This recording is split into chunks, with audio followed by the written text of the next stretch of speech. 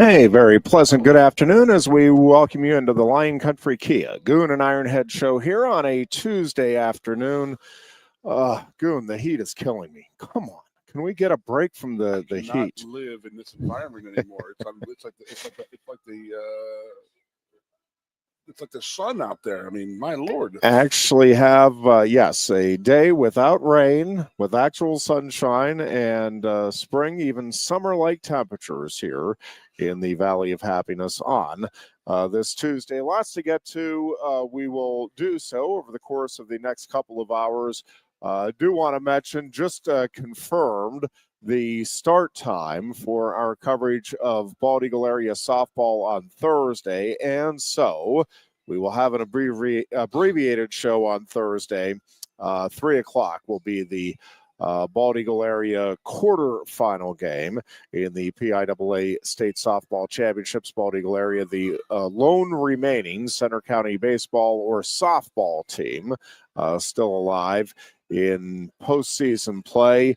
Both State College lacrosse teams will be in action today at home in first round PIAA tournament games in the AAA tournament.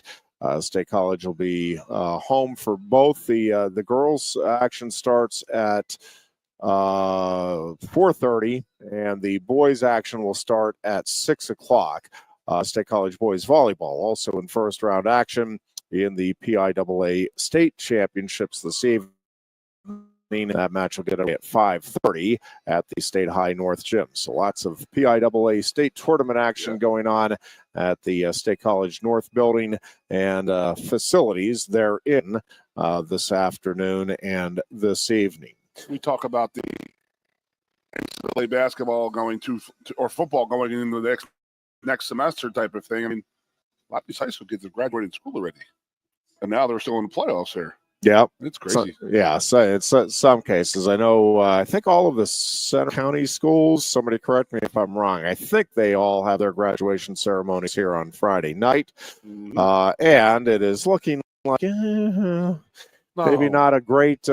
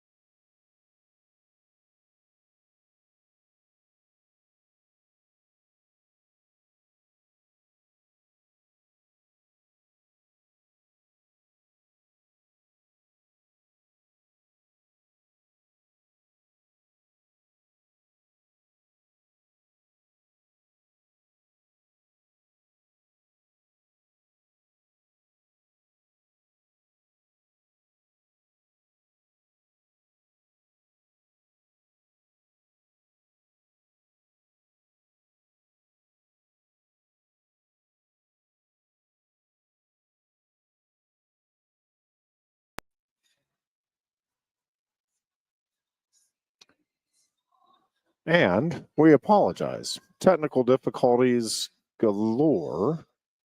And hopefully we have them rectified and don't have future issues throughout the program. We'll just keep our fingers crossed. And again, lots going on. I did want to talk about, after we went off last week, the whiteout announcement and start times and networks for the start of the season for Penn State football came out. A lot of disappointment. Obviously, everybody was hoping Penn State, Indiana would be the whiteout game, but no, Goon, they made it Oregon. Anderson, how angry are you about furious. this? Oregon night game, my lord. Come on now. It is going to be about as fun of an environment as I think you could possibly imagine. Yeah. And or maybe it did it come out before? Yeah, we did talk about this. Week, yeah, I keep getting about it because I've been okay. I mean, I'm getting confused on my days are starting to run together. As a person who has a lot more, I would think that they have a lot more outside people. Yeah, like fans, not Penn State fans, but just people out in the world.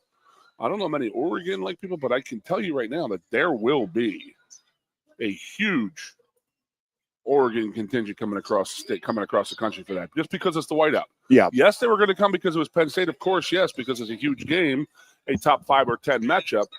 But now they're coming across now because it's the whiteout, and it's taking on a life of its own right now with this whiteout thing. I mean, you look at the college football, NCAA, computer games that are coming out. EA Sports, I don't know. Is it EA Sports? It's I don't even know what the hell they are anymore.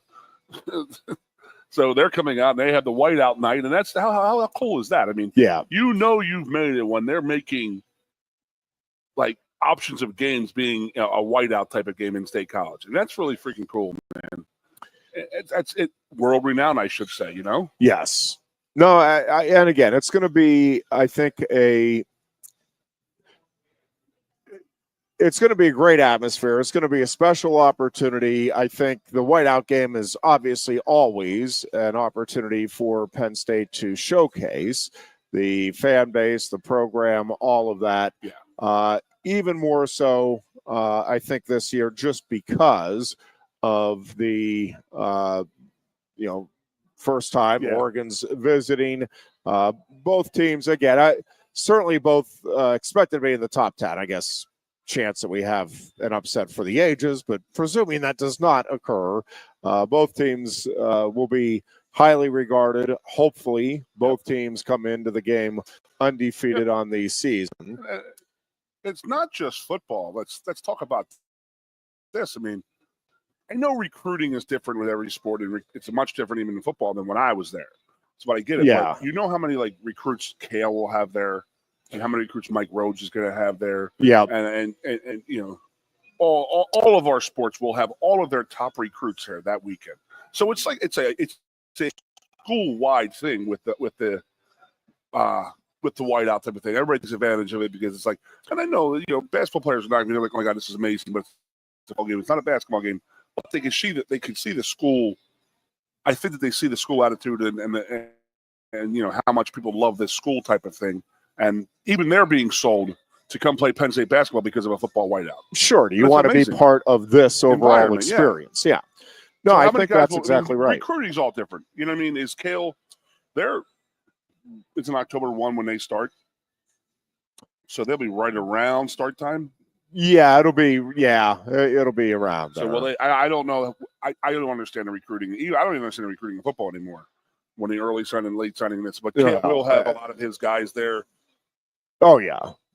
No, it's a big weekend across the board. Obviously, there will be some programs that'll be competing on the road and won't be participating, but the number of programs that will allow the recruits to soak it in is significant.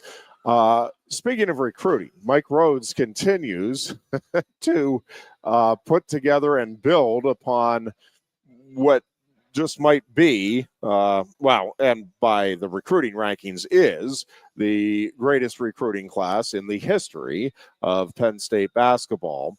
And, we've been saying it, Goon. Again, it's not going to be an immediate thing. And truthfully, I think that's a good thing. And I think if you're a Penn State fan, because if it's an immediate thing, chances are you're not building it for long-term sustained success. Yep. And I think Mike Rhodes from day one, yes, wanted to compete right away, did compete right away, but wants to build a perennial contender in the Big Ten, the likes of which we have not seen in these parts. And so, had a nice no conversation question with Mike this weekend. Yeah. Go ahead, because I think like, he's I got a like, great vision. I said, bro, how's Europe doing? I mean, he's getting a lot of these kids from the European area. Yeah. And he said, you know what they want? They still value a good education.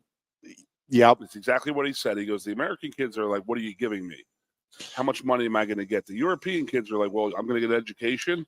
I got to stay in school and be good in school, and then you're going to give me money. And then, but I get my education paid for. Yes. Okay, I'm in. That's a huge difference. An absolutely huge difference.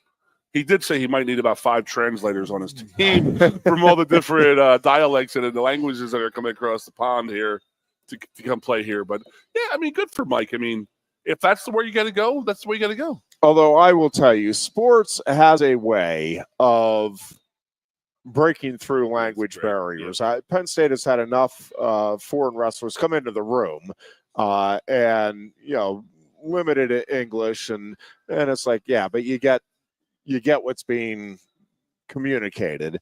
And again, over time, you learn and you pick up, but both ways. So, yeah, I think that part will figure itself out. You didn't see Malai Tonka is the guard they got from Turkey. This was first reported yesterday by Armin Jovic on X. Tonka becoming the 6th member of the recruiting class now for the incoming class. And again, it is a class that right now, well, prior to Tonka coming in, ranks as the 26th best class in the country. And again, that is the highest ranking in program history. Of course, many decades before we came around where there weren't recruiting rankings, you understand that. But I think it's safe to say this recruiting class is as good as Penn State hoops has had, certainly in our lifetime, at least with the accomplishments and accolades accomplished to this point. Now, how all of that translates, you got to wait and see, but the guess is it's going to translate pretty well here. And one of the things, Goon, that I think Mike Rhodes is just really good about, it's not like he's sitting there saying, yes, we got the greatest recruiting class, now we're set. Like and it's kind of the same philosophy that, again, great people in business, great coaches, all of that, great successful people have is, all right, well, let's see if next year's recruiting class can be a top 20 class. Let's see if the following one can be top 10. I agree with that. And obviously with that, you want to develop, you want to get these guys in the right situation within your program, all of that.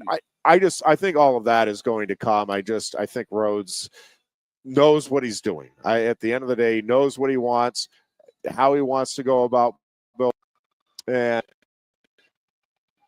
does not mean, in fact, it definitively does not mean that you don't look at the transfer portal and that you pick up key pieces here and there where you can. I think that is going to be a key component for any successful college program across the board here. But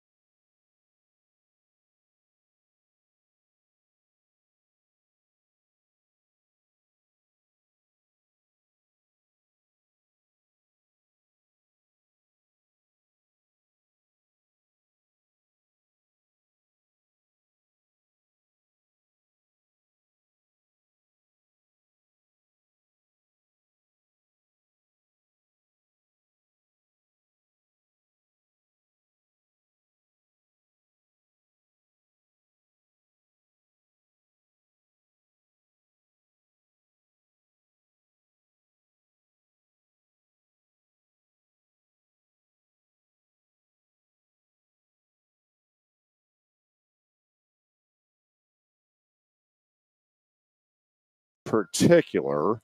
And again, apologize for some of the technical difficulties we're having. Just not exactly sure what's going on. I was in charge of them.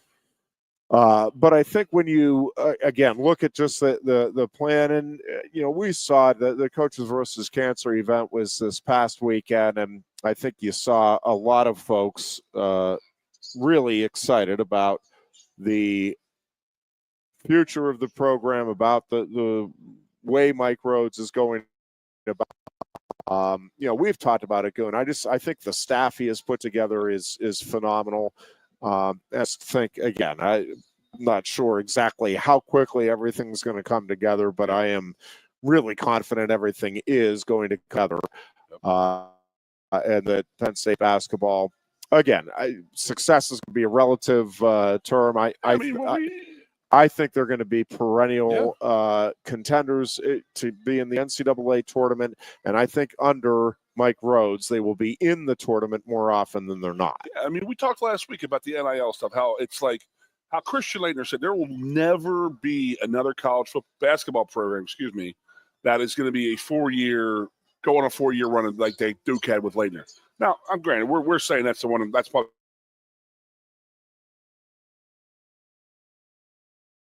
one of the greatest classes and eras. If Mike's right, it's something very, very meaningful to them about getting education, then you're not going to have the guys jumping in and out of the transfer portal the next 4 years, hopefully. Hopefully you get 3 years with these 4 or 5 guys, and there you are. You had 3 years with the team. You have that, I'm going to say, it's about age. You're a veteran. You've been through the wars. You understand all of this, and you've been through it with the same guys. That's a great thing because other teams are not going to have that. Yeah, other teams are not going to have the same 5-6 guys for the next 3 or 4 years. And the way it's going right now, they're getting 1 year out of these guys, and they're going to move on to greener pastures, or you better pay them. A weird world we're living in, Ironhead, but it is the world that we have to live in, and Mike's doing the best he can with what he's being dealt. And having talked to him to the the European thing. I mean, the European way. I think it's a great move. I don't see many other people going that route. But again, if we have 3 guys that are very good players and they play 3-4 years together, no one else is doing that. That's a good thing. It's going to set us up pretty good, hopefully. And going forward, then you have your money to go get your American guys, and that's the thing. You start winning games, they're going to come. You know what I mean? Yep. It is tough. I mean, I'm the first guy to say this. It is tough being, just say you're like the star forward on Penn State basketball team. And you might go downtown and nobody might recognize you at all. Where the second team cornerback from Penn State football walks in, everybody knows who the hell he is, where he's from, all of this and all of that. And that's got to be, it might wear, I mean, it has to wear on these guys a little bit, in my opinion, where they're not, that basketball will never be the kingfish in State College. We get that. I know that. But it's still pretty damn good when it's going well, in my opinion. A couple of years ago with Jeremy and that class that went through here, those guys was just as well known as Saquon and those guys, in my opinion, how well they were playing and that run that they made. It's what you make of it. But I do see where it is such a hard job to get college American recruits here because they are little football players. I mean, are we in agreement with that? Yeah, I don't know how much of that really factors in. Like you said, if like anywhere, if you put a winning product out there, the fans are going to be there. And I don't know. I mean, there's a lot of basketball programs out there that I don't know that they necessarily look at it as, man, if I'm not if our sport isn't the top dog on campus, then forget about it. I mean, I guess I don't know. I just don't think that factors in much. Well, as doing Florida, Michigan. I mean, they're starting to come around, and we're starting programs. to get multiple, because there was maybe a handful of teams in history that have had very, very good football and basketball programs at the same time. Yeah, I mean, think about that. I mean, I'm not throwing Syracuse in there because I don't think Syracuse football has ever been that good. North Carolina. Yeah, Are you they've throwing had North their- Carolina? Exactly. They've had their, Yeah. just like Penn State basketball has had their little bit of runs type of thing. North Carolina football, Syracuse football. Florida is the one, that's the outlier right there. Winning national titles in football and basketball more than anybody. Yeah. They played for a club, but never have won one. Michigan, very similar. Yeah. You know, but no one, UCLA football's not all there. USC football's not there. But you're right. The SEC is making a big time run right with how many teams in the tournament last year. We all know the football, you know, they're obviously, but their basketball teams are really stepping it up big time. Yeah, I just think, again, I think Penn State is kind of all in across the board here, and I think, you know, probably the toughest thing for basketball right now is, even if it is successful, however you want to term successful, you are in some ways, in terms of getting folks into the building, you're competing against one of the all-time great dynasties in college sports, in Penn State Wrestling, and a program that is has electrified the campus, and I think is on the brink of making even more history with the Penn State hockey program and the interest it has generated. So, again, I don't know that they necessarily look at it as, hey, we've got to muscle our way in and, you know, get more folks in than wrestling or hockey. But I do think the fact that you have two really successful winter programs that have a lot of enthusiasm and a lot of fan appreciation behind them, in some ways probably does make the forging your basketball program into that upper tier of the conference even a little more challenging here. Because, again, one of the things, you know, we're dealing with is, there is, first of all, if there's all three events going on a Friday night, which can occur, where you have hockey, basketball, don't think it occurs often. But then you got to choose, obviously, if you're a fan. Now, correct. If it's you, in theory, don't have to choose if there's different start times and different days. But for a lot of people, it's like, well, I can't justify paying for all three tickets over the course of the weekend. I don't have that means. You know, you go through the hassle with parking and all of the different things that come into it. It's like, well, I got to pick an event or two. And right now, up till the point that we're in now, I think it would be easy to say, all right, well, I can either go to an electric atmosphere at the ice arena, see one of the greatest with all kinds of superstars at wrestling, or see a program that's trying to get its footing, and not an electric atmosphere for sure at the moment at the BJC. I should have asked Mike about that. Has there been talk about playing regular season, like weekday games at Rec Hall, which is obviously, it's not going to be, it can't happen, I don't think, because everything. I don't think so. Everybody's going to agree to it, right? Logistics of it too. The parking there. I mean, the parking is difficult enough at the BJC. The parking at Rec Hall is I got you. Difficult. We'll to say the least, put it that way. And even when they have a big crowd at basketball, for some reason they seem to be able to clear that lot. Now, it's not immediate. I don't want anybody to think that, again, you have a ton of vehicles there. It takes a little while to get them out, but they just seem to keep it moving much better there with football, basketball than they do with wrestling. I don't know if you're going to put nothing moving in and out of that area right now quick. Not a lot of gates and barricades up there with all this construction going on. True enough. Tell you what, let's take a break here. When we come back, I want to get into there was a story in statecollege.com and elsewhere, but I'm going to pull from the statecollege.com story on from Jeff Rushton on the disclosure of the salaries, the highest paid employees at Penn State. I've seen a couple of things, not surprisingly, people not happy about it, the amount of athletic representation on it.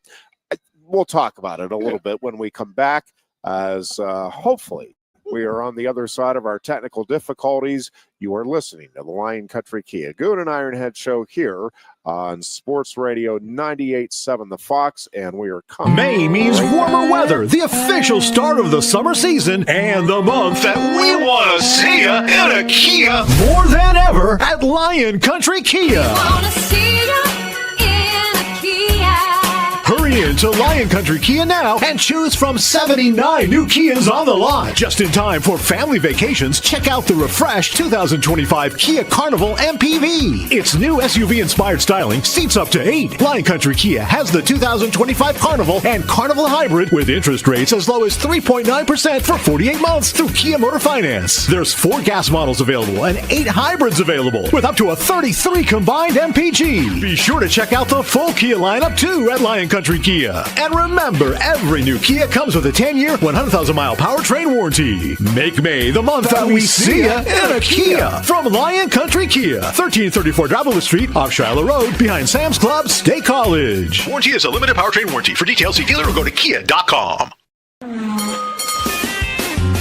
you love wings, if you love rings, and all kinds of other tempting things, great times, great food, get to Quaker Steak Lube. Get our Best Wings USA, signature sauces, mouth-watering appetizers, or any of our delicious award-winning lube favorites. Great times, great food, get to Quaker Steak Lube. I'm the Modelo Recruiter, and I'm looking for fans with good hands and great speed. The ones who stay focused and never miss a play. They go the distance on game day, even when their team is away. I'm always watching, always looking to reward more full-time fans. Because football isn't really football without you. A lot has changed about State College. One thing that hasn't is W.C. Clark's Coffee Roasters on 234 East Calder Way. 30 different varieties of specialty coffee beans sourced from over 25 countries and roasted with love each morning in Happy Valley for over 45 years. They'll ship their fresh roasted coffee from their doorstep to yours. Order online at statecollegecoffee.com. That's statecollegecoffee.com. 2 of the top names in local printing have combined to serve you better. King Printing of State College has merged with theprinters.com, forming one of the 400 largest printers in America. Combining traditional offset printing and digital workflow techniques, theprinters.com can print, assemble, package, and ship to anywhere in the world, all with the same high quality customers have known and trusted for over 50 years. Buy local and save. Get started today at theprinters.com. Hi, welcome to Timberland Federal Credit Union, a financial cooperative for its members, tracing all the way back to 1973. Experience Timberland Federal Credit Union, where you're greeted with a smile and financial solutions are tailored to your unique life journey. Here, we're not just financial professionals, we're your neighbors, people invested in your financial needs, literacy, and empowerment. Your dreams matter to us, whether they're about buying a home, growing a nest egg, or embarking on new adventures. TFCU draws from the past and invests in the future, offering modern tools like online banking to give you the freedom to manage your money practically anytime. Additionally, we're passionate about giving back both time and resources because enhancing our community is at the core of why we're here. Visit TFCU in person or online to learn more about our services and apply for a membership today. WFXS, once again. The Fox, your sports radio. Broadcasting live, loud and proud from Central PA's Sports Authority. WFXS America. 98.7 The Fox, State College, the Goon and Ironhead. And back here on a gorgeous, sunny, albeit a little hazy, Tuesday afternoon here in Happy Valley. We are at Quaker Steak and Lube, our favorite place to be. And that's why we hang out as our home away from home Tuesdays, and normally from 2 to 4. We'll be on till 4 today. Again, on Thursday, we'll have an abbreviated show. We'll do a 1-hour show due to our coverage of Bald Eagle area softball, as Bald Eagle area will be in the PIAA AAA quarterfinals on Thursday afternoon. And that will be a 3 o'clock start now.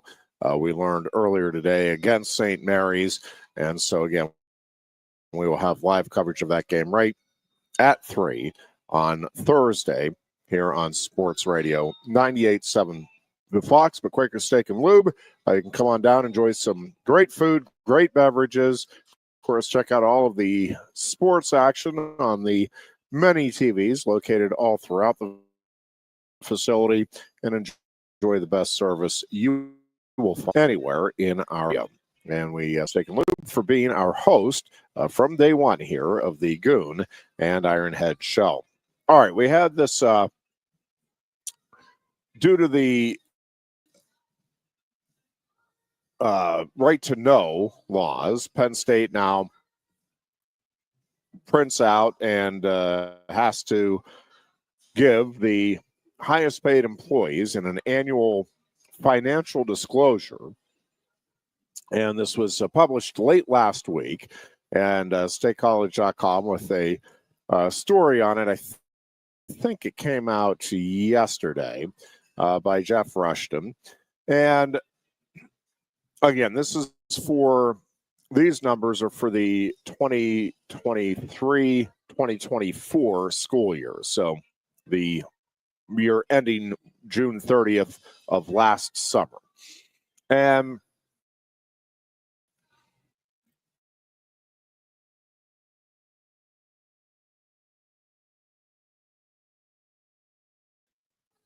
not surprisingly, there's some folks. James Franklin, as I think most presume, is the highest paid employee at Penn State, and by a good measure. And folks, again, will take issue with that. I am, obviously, it's a free country. You can have the opinion you want. And I think it's fair to debate whether or not society as a whole puts too much emphasis, sports, college athletics. Okay, fine. That may be the case.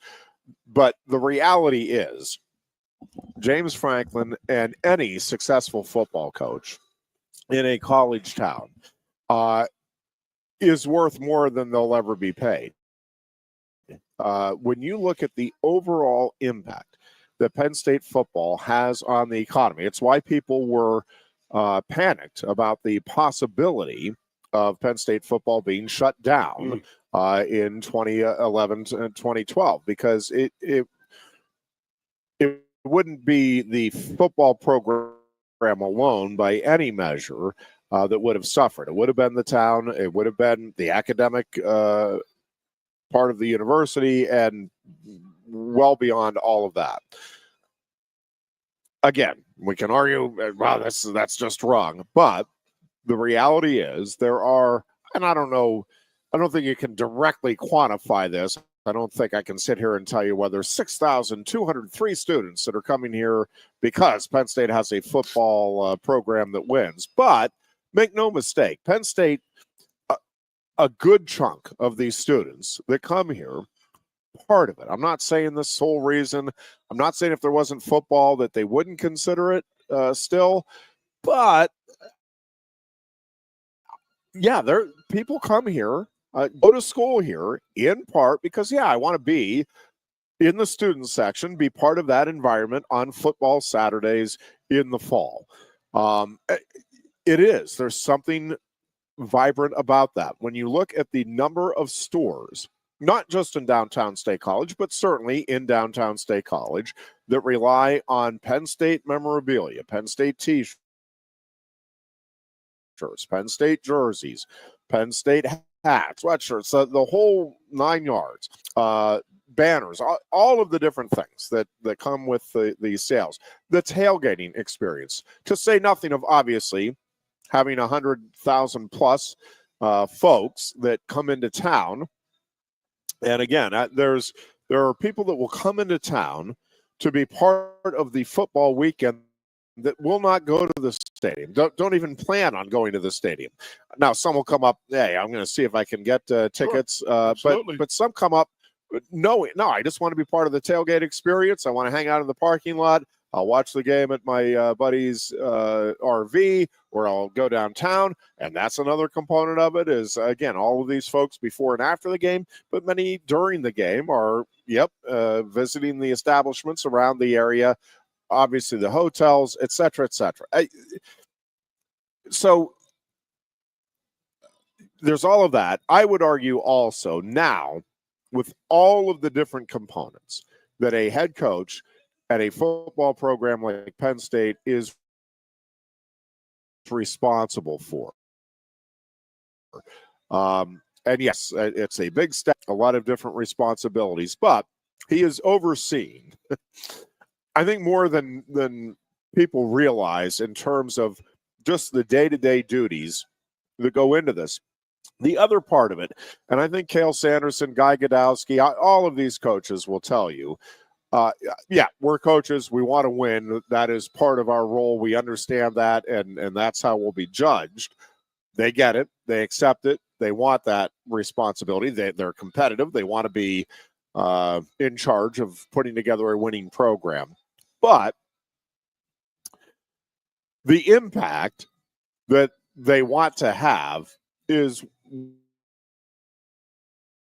well beyond. And I think across the board this is the case with not just Penn State coaches. I think the overwhelming majority of college coaches are in the business, yes, to win, to try to put together championship products, but also because they really do want to impact positively the lives of young people. They want to help them become successful later in life. In the NFL. And so, being able to navigate the times with being a head coach, where you're dealing with the NIL stuff, the transfer portal stuff, you're having all of the marketing issues, all of the media responsibilities, it is a lot. Like, it is the time management skills that these folks have to have. And, James Franklin has a family. He's trying to squeeze in a little time for his family here and there. It is a lot. I'm just telling you that money is well earned, number one. And two, if you're just looking at it from a capitalistic standpoint, way underpaid in terms of the importance of winning Penn State football to Penn State, to the State College area, to Center County, to Pennsylvania. Yep. It's huge. So that's I'll leave that there. Mike Rhodes. My 2 cents is coaches aren't getting enough. The way that the contracts were structured when he signed the contract structured 5-6 years ago to what he's doing now, it's twice as much work, in my opinion. Just along the route of the NIL. And then having to recruit your same kids over and over and over year round. Well, you got to change your coaching style in the last 10 years because with the transfer portal opening up and how easy it is for guys to move around and this and that. So you're also having to navigate, and we're seeing this some in the business world now, and I'm not going to get into the politics of it, but with tariffs, and Let's talk politics. Come on, we're not sure where things are going. Well, one of the real difficulties right now, if you're a head coach or an athletic director, is again, it's one thing if, all right, this is what this is going to look like. You're going to have this amount of money available, and this is, we're planning for this, and we're going to market for that. And that's one thing. Right now, you don't know what you're planning for. Are we going to have 105 scholarships and just 105 scholarships for the next 5 years? Or is our roster going to be at just 105? Well, yeah, Well, except that if the judge rules differently, then it might be 120 or 125. Well, so I do have more than 105. Well, no, not right at the moment, but tomorrow you could. Well, that's a little difficult to. Okay, and meanwhile, manage all of the other things that you're having to manage. So, again, from just a pure capitalistic standpoint, yes, they're underpaid. Now, I don't think James Franklin is going to be out there crying in the street because he's only making what was it last year, $8.573 million. Base. Mike Rhodes. Base. The salary. Sorry. No. Salary earned in 2023-2024. Okay.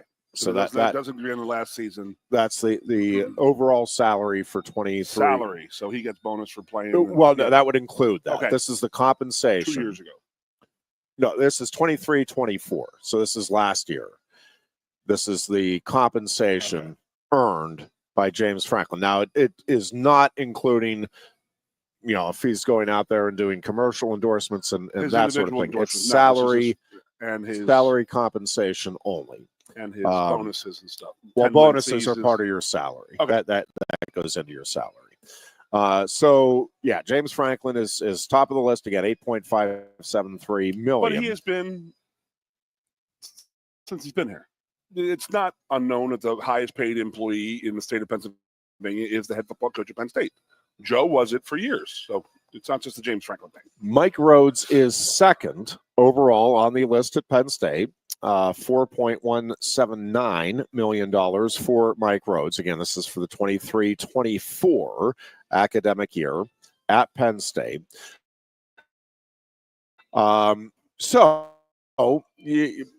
Head coaches of the profitable sports at Penn State are 1-2.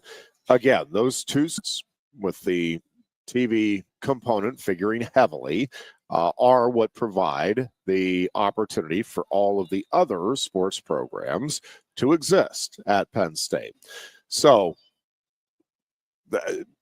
again, you can argue societally, whatever, but the actual impact on Penn State as a whole, not just Penn State athletics, that James Franklin and Mike Rhodes have is, I would say, worthy of those two salaries.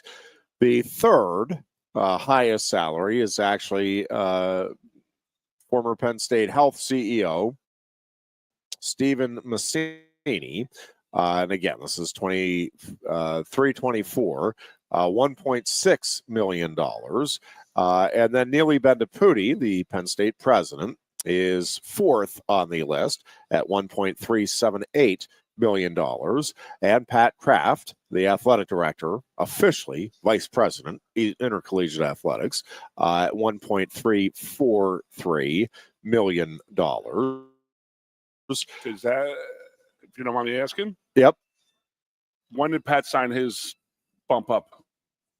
Is that within the last year, or was that 2 years ago? Does that show his bump in salary? I would think so. This would just be, this is, just for 23-24. So he re-upped, so I don't know. Yeah, this is just the salary from the 23-24 year.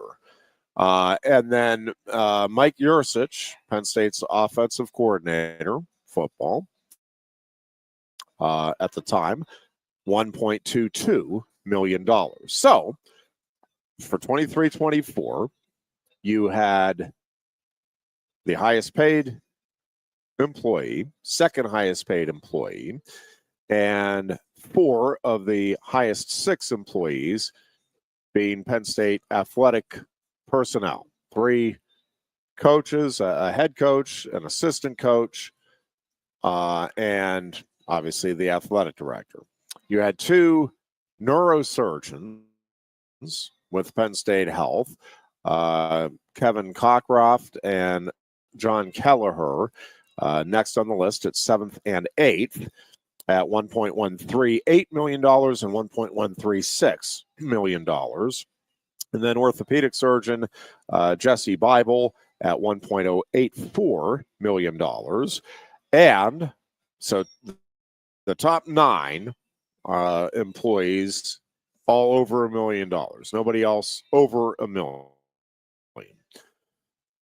Cal Sanderson checked at number 10 on the list with a salary of $964,455, about 2/3 of which came via incentives and bonuses for that year. So, again, with Sanderson added in for that year, and I suspect, like for this year that is coming up, I think we're going to see even more of an athletic presence on that list. And again, when you talk about the impact, the recruiting, I'm not talking about athletic recruiting, the recruiting for the university, like people coming here. You know, we have a guest on our morning show on Fridays with the Happy Valley Adventure Bureau talking about what all there is going on in this community and a lot of the opportunities for additional tourist attractions that are brought in here outside of football season. But why are folks interested in bringing those attractions here? In many cases, not all, but in many cases, it's, oh, yeah, man, I get to do it in the shadow of Beaver Stadium and where Penn State plays. Yeah, let's see if we can bring our event there. It is huge in terms of being able to recruit other events, again, students to campus. So folks may complain about it. I think at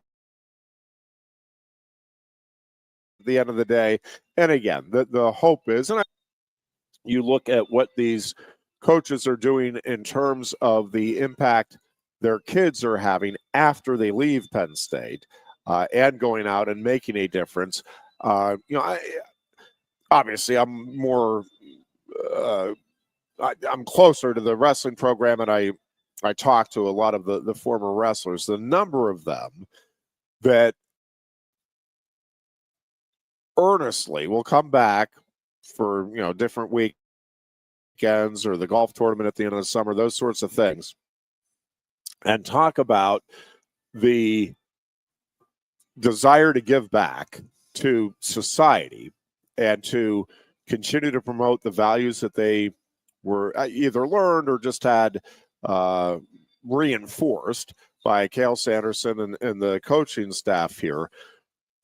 It is significant. Like, they're like, well, I couldn't leave here and then not go out and try to make an impact on other young kids' lives or on society, because I felt the impact that Cal had, and I want that to reverberate throughout my community, wherever they may be from, or throughout their lives. So that's what interests me most about Cal and Cal's guys, is that he's teaching for the future too. Where this program's going to be in 10 years. Yep. Where these guys who wrestled the last 10 or 20 years, where are they going to be at? I mean, just think with David at down at Oklahoma State, the guys are moving around, and the wrestling club here, and all these guys coming in and out of here. There's a lot of connections to Penn State going on in the wrestling world, buddy. And like you said, you're going to see Cal's impact on these guys, not just in society, but just as a coach. Just take the one profession, coaching. But in society, he's creating good human beings that are going to flourish and survive and do very, very well outside of wrestling when school is out for them and wrestling is over for them. Yeah, and again, I don't want to get carried away. Like, I don't think he's creating it, or James Franklin, or even Joe Paterno. Like, it starts at home. It starts with high school, but I think getting it reinforced, and those are transitional years. I mean, they just are. That 18 to 22, 23 age range is where you start making some choices that can really have consequences later in life, good and bad. And I think getting some folks that are steering you in the right direction and trying to help show you the way is important. And again, it's not to say that they don't get sole credit for somebody turning out good, and they don't get sole blame for somebody, making poor choices. But yeah, they have an impact. And, the kids that maybe need the message a little louder, and with kids that are already on the right path for a variety of reasons. Again, hopefully that reinforcement just maybe helps open their eyes to the impact they can have moving on after their playing career is over. I do think that the kids are more mature now than they were when we were. I think that the kids realize that they live in a bubble where we created our own atmosphere. Yeah. We were knuckleheads and stuff like that. I mean, I really do think that a lot of guys that more, again, I go back to the nutrition and health. I constantly harp on it. That's a commitment as a 17 to 20-year-old or 15 to 17-year-old kid before you go to college. And these kids know that. Yeah. And they're doing it. They're so much farther ahead than I would just say me and my friends and my class and my era. Yeah. And that's all sports. You could say that Joe recruited a certain kid to come to Penn State and Kale's recruiting a certain kid. You're damn right he is. He's recruiting. He's going to recruit the best kids possible. But, if the kid's not a good person in the locker room, he's not going to take them. Yeah. And we talk about the Ferrari kid. Would he come to Penn State? Oh, how could he fit with Cale Sanderson? If he is wrestling as one of the top guys and winning and doing very well, and he's not a distraction to the program, I don't think like you said, Cale has no problem with that. Yeah. If he buys in. Right. It's more about, so you're going to be a team first person. And I think, you just have to have conversations and get a feel both ways, wrestler for coaches, or act for coaches, and coaches for athletes, as to how that's going to play out. You like the Grimace I just house? noticed Grimace. Yeah. You got a second. I had a quick turn. What the hell is it? Grimace. It's the Grimace hat today for ththose listening on the radio. I double took. So the story behind this, and we're going through and kind of cleaning some things out at our house, and trying to reorganize a little bit. And last summer, I think it was last summer, we were on our way to the beach, which we will again, soon. Not soon enough. Just a few weeks, be making our way back to Holden Beach down in North Carolina. And as I am wont to do, it's like, we need a bathroom break. And this happened to be a food and bathroom break. And we pulled off to a McDonald's. The kiddo, as I guess most kiddos do, loves the McDonald's. They had a big promotional event going on. And so we ended up getting hats. We got other giveaways. I'm forgetting now some of the, I think there was a poster involved. There was a couple of different toys, and then, we got our food, and they actually had a little playground in that McDonald's. So Reggie was sitting there playing. It turned into like its own little vacation within the vacation. It was on the way down.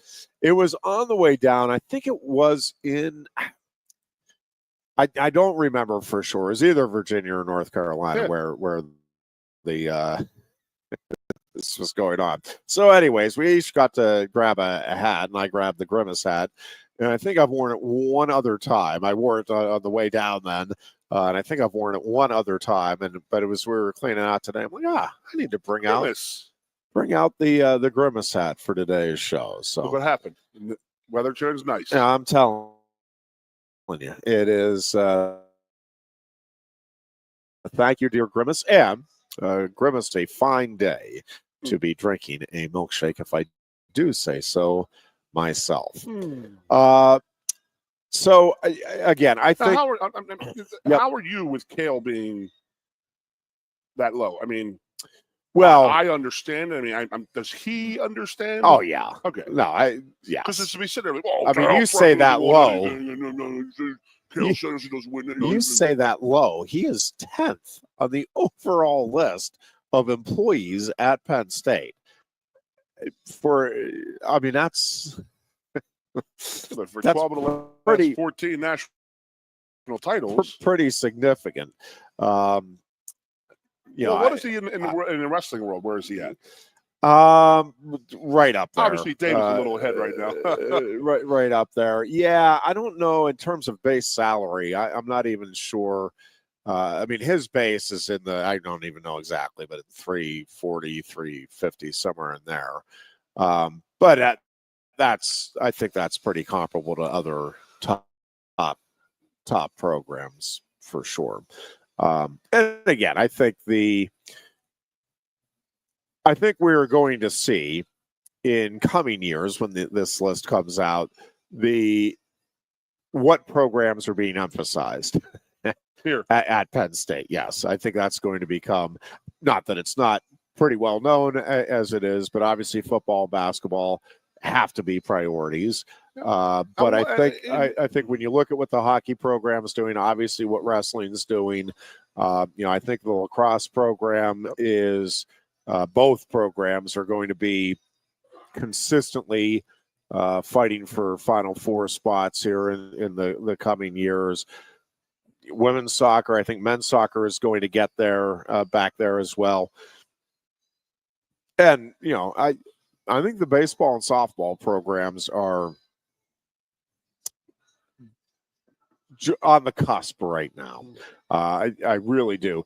It is interesting just watching some of the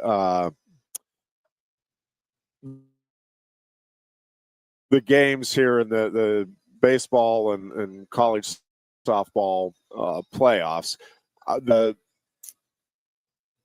You're watching that, and I don't think Penn State is that far off from having programs that at least can be competitive there on the stage. Real quick, and then we do have to take a break. Yeah. Did you see, speaking of softball, did you see the UCLA-Tennessee game? I think this was a couple of nights ago, where UCLA had a player who crossed home plate, never touched it.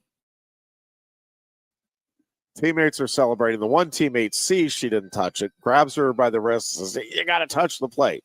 So she goes back, touches the plate, and Tennessee alertly says, "Whoa, whoa, whoa. They just had a player assist another player to the plate. You can't do that." And the umpires get together, and we had a 13-minute. And I'm just telling you, when you're watching that, and probably even more so in person, that's going to feel like an hour. I mean, we've had this is the end of the game or anything, or just during the game? During the game. Okay. Like, you could have a 90-second delay in a wrestling match, and I'm going to tell you, it feels like a half hour. It's like, what is going on? Make a decision. 13 minutes. And then they come out and they say, Tennessee is absolutely right. The player assisted her and touched home plate, and that is not allowed. And also, this play is not reviewable under our current rules. 13 minutes of review to let us know that the play was wrong, and there's not anything they can do about it.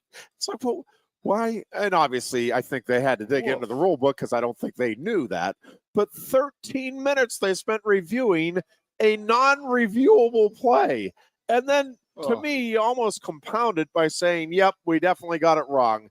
No doubt about it. It clearly shows that we blew it, and the call stands. Now, ultimately, I would argue that the karma prevailed because Tennessee did get the victory and the walk-off win.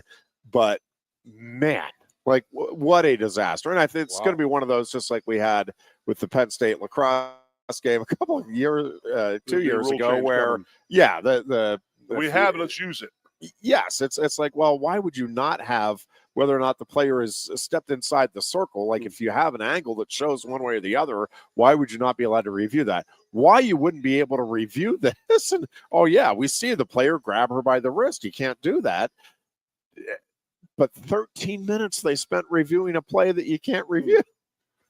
I don't know Ridiculous. what the name is. An XFL, UHL, WHL, whatever the football league, the WFL, USFL. Yeah, UFL. That's playing on right now. Yep. Have you seen the reviews of calls No, I've seen very little. Non-calls? No. I saw a touchdown called back because of a holding on an interior lineman last week. Wow. That's a should lot have called going the head. on. That's a lot going on They there. said 98 was being held. There you go. And then they showed him, and it was a blatant hold. Don't get me wrong. Yeah. But the referee couldn't hide behind it and said touchdown is called off, and they called it back. Yeah. And somewhere Ironhead was smiling. So they're getting they are committed to getting They're the not calls going to have that right. much time in the NFL. There's no way they could do that. No, they are not. All right, we're taking a break here. When we come back, we're going to talk some wrestling as Penn State, current and future Nittany Lions with a very good showing at the under 20 World Team Trials and pretty good showing for the under 23 national tournament as well. We'll talk about that as we continue with the Lion Country Kia Goon and Ironhead show here from Quaker Steak and Lube on Sports Radio 98.7 The Fox. May means warmer weather, the official start of the summer season, and the month that we want to see ya in a Kia more than ever at Lion Country Kia. Hurry into Lion Country Kia now and choose from 79 new Kias on the lot. Just in time for family vacations, check out the refreshed 2025 Kia Carnival MPV. Its new SUV-inspired styling seats up to 8. Lion Country Kia has the 2025 Carnival and Carnival Hybrid with interest rates as low as 3.9% for 48 months through Kia Motor Finance. There's 4 gas models available and 8 hybrids available with up to a 33 combined MPG. Be sure to check out the full Kia lineup too at Lion Country Kia.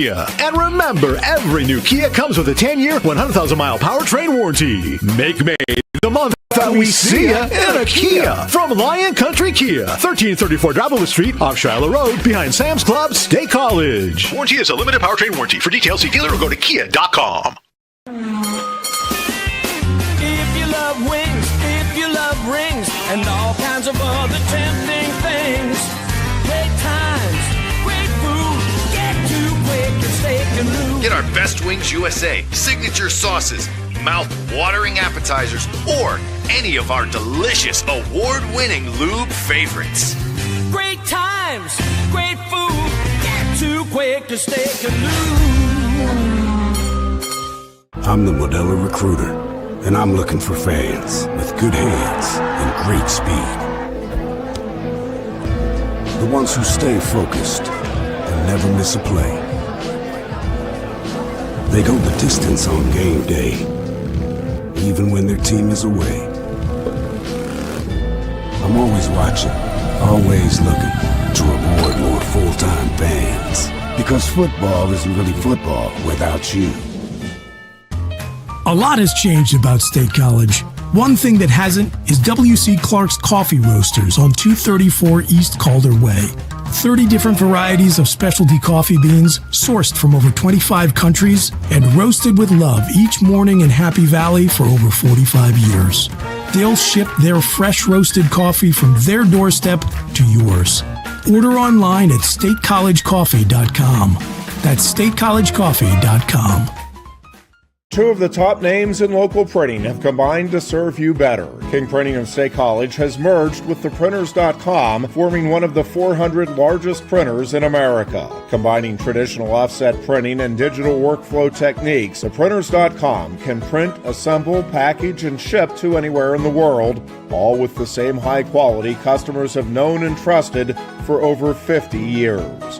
Buy local and save. Get started today at theprinters.com. Hi, welcome to Timberland Federal Credit Union, a financial cooperative for its members, tracing all the way back to 1973. Experience Timberland Federal Credit Union, where you're greeted with a smile and financial solutions are tailored to your unique life journey. Here, we're not just financial professionals, we're your neighbors, people invested in your financial needs, literacy, and empowerment. Your dreams matter to us, whether they're about buying a home, growing a nest egg, or embarking on new adventures. TFCU draws from the past and invests in the future, offering modern tools like online banking to give you the freedom to manage your money practically anytime. Additionally, we're passionate about giving back both time and resources because enhancing our community is at the core of why we're here. Visit TFCU in person or online to learn more about our services and apply for a membership today. WFXS, once again, Your sports radio. Broadcasting live, loud and proud from Central PA Sports Authority. WFXS America. 98.7 The Fox State College. The Goon and Ironhead.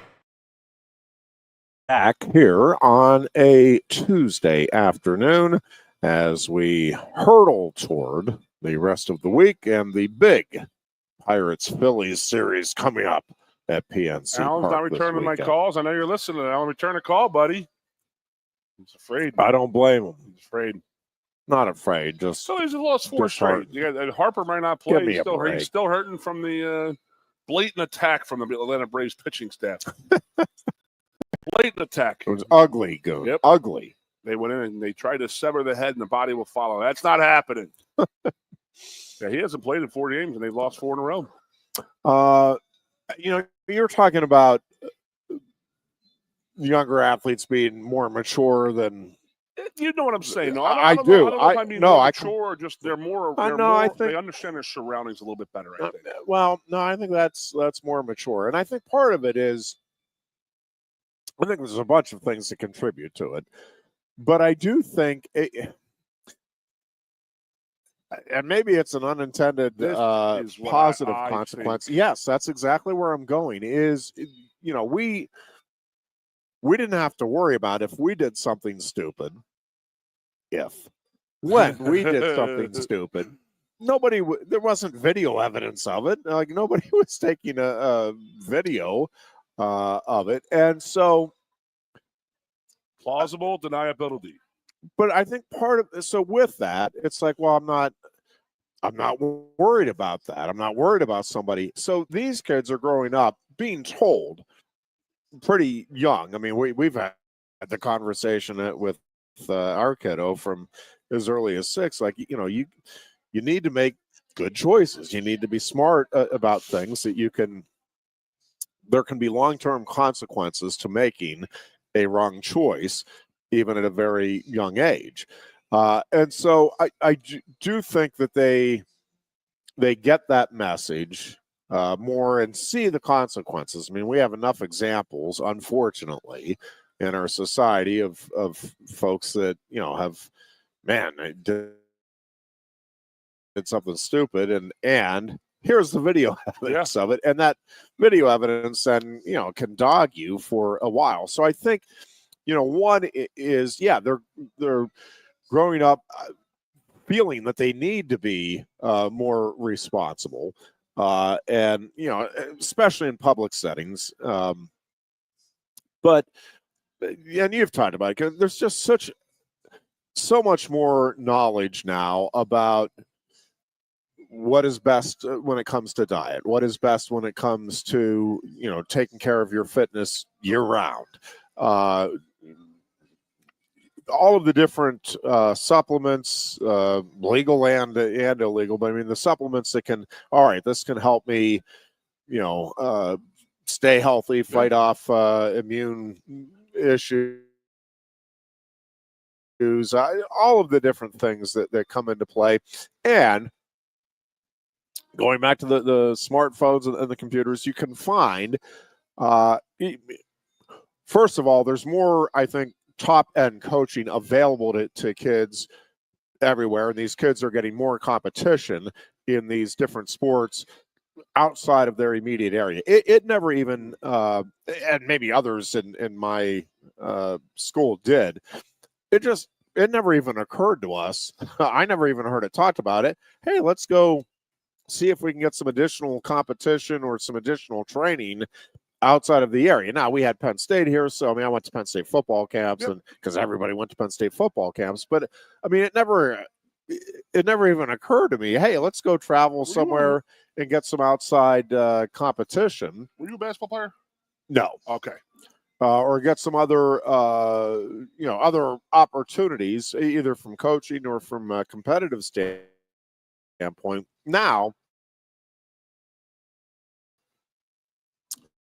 it's pretty standard that you're at least going to have available to you. But even if you don't, and you don't have the means, maybe to do the traveling and get the expert coaching, you can go online. And what's the best way to throw a football? Well, here's 10 videos. There's Tom Brady showing you how he would do it. Here's Peyton Manning showing you how he did it. Here's the quarterback guru showing you how he did. I mean, here's this guy breaking down the film of these guys. Look at the elbow here. Look at the steps. I mean, all of that stuff is available. It's readily available. Does wrestling do that? Like how they get a certain move? Like, hey, this is how I do a cross. Right here, all over the place, over the place, and all of the sports do. So, see, I asked about basketball because that just brings basketball's easy. It's a court and 10 guys and a basketball. You can play that anywhere, anytime. And you know what I mean? I'm just saying, when you guys growing up, you could have gone to the IM building and ran some hell of a games. Over there. There were some great basketball games over there. I've told you about those stories about the old intramural building. But when I grew up, basketball, we would go down into the city and play in weeknights and stuff like that at different community clubs and stuff like that. And AAU was just starting. I know that I played in a 15 and under basketball tournament in Lexington, Kentucky, but we weren't like considered the AAU team. We were just like a bunch of dudes from LaSalle, McDevitt. There's a Kendrick guy on the team, and there was 10 guys from all over the place. There was one from Springfield, Montco on the team. But we were playing against national teams. Like I'm not lying to you. Like Indiana had a state all-star team for 15 and under, and Glenn Robinson and like other guys were on a team, and some of the other bigger basketball states had like AAU like top teams, travel teams. And we were just like 10 tough, scrappy white dudes from outside of Philadelphia going out there and playing. So, but basketball was like that for us to get around. But like football, I was lucky. I saw it at a young age with my brother. Yeah. So, I mean, he would try. By the way, I have an absolutely unbelievably funny story for you. And I thought of it the other day because my brother was telling a story to my other buddy, and they were laughing their asses off, Jeff. You want it? Yeah. Oh, please. It's funny. It's good. So I'm Johnny All-American, senior in high school. My brother Buck's former Penn State All-American, playing for the Miami Dolphins, maybe the Indianapolis Colts right down in there. So it's 1990, the summer before my senior year in football. And I have all my, you know what? Yeah, I think I was done. I was actually done. So I was on my way to Penn State. So to say this is like me. And I had my uniform because I was in an all-star game at home, and I needed the same uniform to go play in a Big 33 game.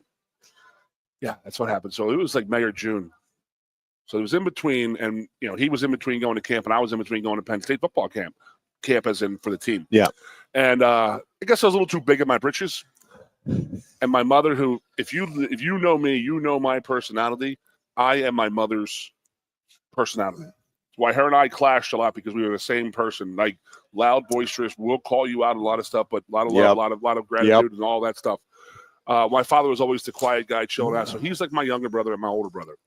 So I think my older brother told Buck, people know him as Chris, but we all know him as Buck, he needs to come down a couple pegs. So he said, "Hey man, you mind helping me out up in the yard with they get a couple pass sets?" And I'm like, "Yeah, I'm All-American defensive end from LaSalle High School, going to Penn State on a full scholarship. So here I am. What better way to make my name than to beat up a NFL offensive lineman?" There you go. So I go in out of my stance of the 3 technique, chest wide open, and he punches me. I have shoulder pads and a helmet on. He's not wearing shoulder pads. He's wearing a helmet from like the 70s, by the way. That barely fit him. It was like one of those hot helmets back in the day. Yep. So he hits me, and I drop to a knee. I'm like every ounce of air in my chest was like gone. I was like, Jesus. And he's like, "Get up, let's go." And I was like, "Oh, geez, okay, this guy's for real right now." So I try to go wide on him, and I try to slap his hands away, and he moves his hands and gives me one of these and gives me one on the hip. And I like go like this, and I like fly into a metal fence. Like I was vertical. Like I was like inverted into the fence, come off the fence. And he's like, "Get up." And I was like, I need a couple minutes here. So he looks at my little brother, and he's like, "Let's go. You're next." And my little brother says, No, I'm not going. Meanwhile, the funniest part of the story is my mother is up in her bedroom looking out the window with the window up with a cigarette in her mouth, like, like I got that. I got him under control. Like she's Don Corleone up there, like calling out the hit, and he is beating the tar out of me 50 yards away, and she's just smoking a cigarette and laughing her butt off, saying, "Do it again. Get him again, Buckwheat. Get him again. Do him again." And I stood there, and I got my butt whipped for a good hour. And I got done, and he was like, "Hey, man." And then he started working with me on some stuff, and I was like, "Holy crap. Holy, all right." Yes, but I'm not lying to you, dude. I'm telling you, I'm 280 pounds. I was this, and then I was like this into a fence, and I was like, hit the fence, bounce back, and got a little spring back action on there. And he looked at my older brother and says, "You're next." And he was like, "Oh, no. Nope, I'm not next. But the funniest part, and then this was me and my friends were laughing at, is my mother just directing the whole thing. Just do it again. Do it again. Like Bear Bryant or Bobby Bowden up in her tower, smoking a cigarette, looking at my brother. Beat him down. Get him beat him some more. Beat him some more. Too funny. Yep. That's how you humble the Conlin home. That is the one thing that is a pretty constant practice within that Penn State wrestling room. And really, I mean, it's just a great lesson, period, in life. But no matter how good you are, it is very likely that there is somebody somewhere that is, if not better than you, at least as good. Always is. But so that, and it's it bring it back then to the wrestling this past weekend, because it is one of those things that I think is, to me, it's really neat to see, which is these young kids challenging themselves to see how far they can go. And sometimes it's a lot further than anybody reasonably could expect. Yep. And other times, all right, well, I'm not quite world caliber. Give me an example. Yeah.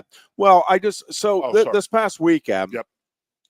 Again, if you missed it, 2 current Nittany Lions, Connor and Cole Mirasola, and 3 incoming Penn State recruits, all earned spots on the under 20 world team that'll be competing at the World Championships in August in Bulgaria.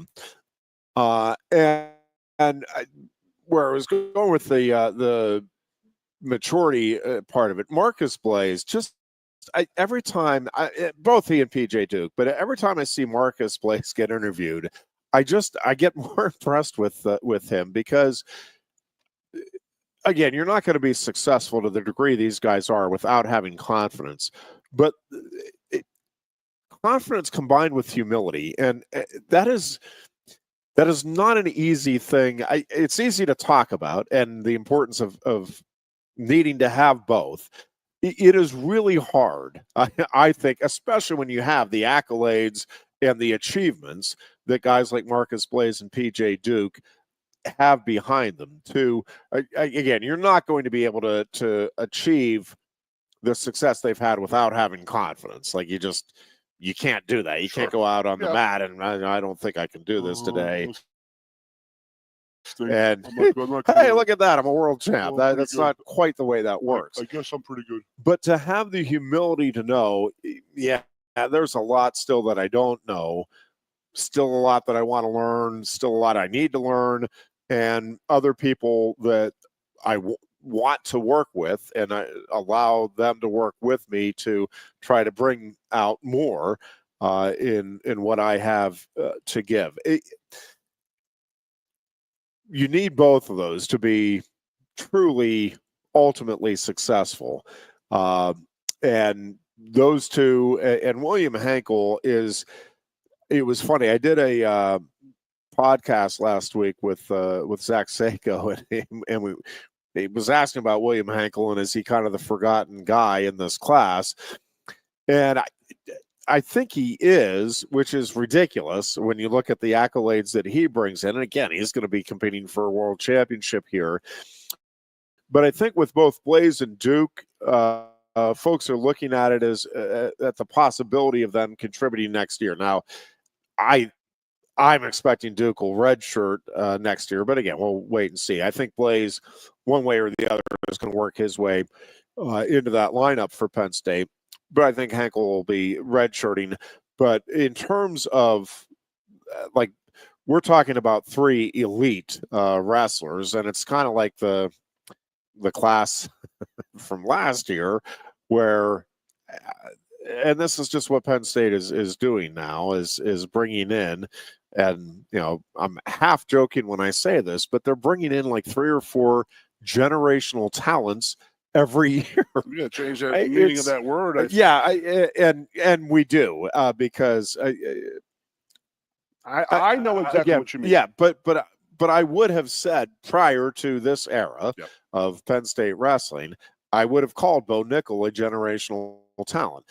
Now you just have to say, well, he's exceptionally talented. David Taylor, because again, and you start looking at the guys now on this roster and what we just had. I mean, with Aaron Brooks and Carter Starachi, and now you have the Mirasolas coming up. You have, Levi Haynes still in there, Metzenbrink, and you just I'm going to start leaving people out. But it is historically great what we're seeing, and when we talk about the talent that's in that room and the caliber of person that's in that room, and I don't think I really quite understood it. People have commented on how wrestling does seem to be a sport where dynasties are common. You had Iowa, you had Oklahoma State at the start of the 2000s at Penn State. I do think one of the things, and it's probably true in other sports too. I mean, I think it's why Alabama was rolling the way it was for a while. But greatness does attract greatness, Sure. and I think but I think it's the combination of, okay, yeah, we want to be part of a great team, but also believing that, whether it was right or not, people thought Dan Gable was coaching wrestling better than anybody else in the country during that era. Well, then if you're a top wrestler, do you want to get the top coaching, or do you want to get really good coaching somewhere else? And I think it's the same thing here with Penn State now and Cal Sanderson. It's, there's a lot of great coaches. Are there any coaches that are better than Cal Sanderson or Casey Cunningham or Cody Sanderson or now Nick Lee? It's going to be pretty hard to convince anybody that there is. And I think when you get around greatness, right, it just kind of builds upon itself. It's like, I want to see how great I can become. I agree. And even if it is, all right, well, yeah, but man, to get into the starting lineup, now you're going to have to beat 2 other elite guys. Well, yeah, again, it goes back to the confidence. I'm confident I can do that. And having the humility to say, yeah, but those guys, even if I don't make the lineup, and I'm confident enough to think I will, even if I don't, I'm going to learn something about myself and in the process become an even better wrestler than if I was somewhere else. Is there, let me think now, trying not to get into the bully hazing world, but is there a hierarchy amongst the team, amongst the older guys? There when really the is. Younger guys come in, they want to wrestle them to see what they're all about. Because no, Kale get on the ground with these guys? They'll all, yes. I mean, they all want to see what each. I would say old school that was the case. It's like, all right, let's see exactly where you're at. I'm not going to say there's none of that's occurring, but it really is more about, all right, I want to wrestle just to see where you're pick at. your brain a little bit and see what moves you have, what moves I have. Let's maybe exchange. Hey, I think I can help you here. I noticed you're my teammate now. Hey, you were a little lower than you should be there, or a little higher than you should be, or hey, how did you get that on me? And there's just a lot of that interaction, and yeah, and I think at the end of the day, these guys are much more of the mindset of how can I be the best I can be, rather than how can I be a national champion, how can I be a world champion. Now, that doesn't mean they don't have those goals, but the process is, I just want to see, even if I'm an Olympic champion, can I be better because I'm around these guys and you dominate more on the world stage or national stage or whatever it may be. And I think that's, again, in any sport, that's the challenge is can you truly become the best version of yourself? And, that's a pretty good life lesson too. It's like, well, not all of us, there are guys in that room who aren't starters and will never be starters, who are still becoming the best wrestlers they can be and learning life lessons and all of that, and getting the most out of their abilities. So, it's one thing to win. It's another to, all right, I'm truly becoming the best I can be. Yeah, two things, and one is that